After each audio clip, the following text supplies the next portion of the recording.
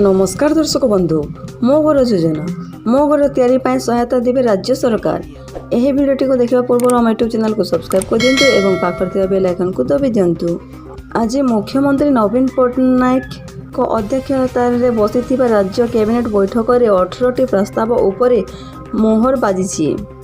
एथिरे मो घर नामक एक नूतन जनकल्याणकारी योजना उपरे मोहर बाजी। एही नुआ मो घर योजना अधीन सरकार ग्रामांचल रे बसवास करुथिबा लोकंकु घर तैयारी पाई सहायता प्रदान करिवे। सेही भली 2टी फिल्म को करमुक्त होईछि। डेलीवरी बॉय और जोगेटा को करमुक्त करा जाईछि।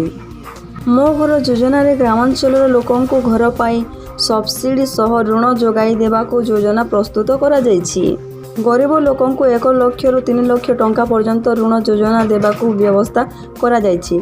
सेथिरु सरकार 30,000 रु 70,000 टंका पर्यंत छाड़ करबाकू योजना करिसेंती। बाकी टंका ऋण नेबार 11 वर्ष पर सुझिबा व्यवस्था करा जाईछि। आज नवीनक पंचम पालीर 4th वर्ष पूरा होईछि।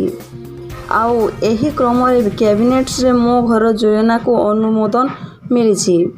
राज्य सरकार 2019 निर्वाचन पर राज्य को सबू लोकों मुंड उपर पक्का घर छात नहीं घोषणा करथिले, जहाँ वर्तमान किछि मात्र रे पूरण होइथिबा बेले एही नूतन योजना मो घर माध्यम रे बाकी लोकों को पक्का घर जोगाई दिया जिवो। नमस्कार।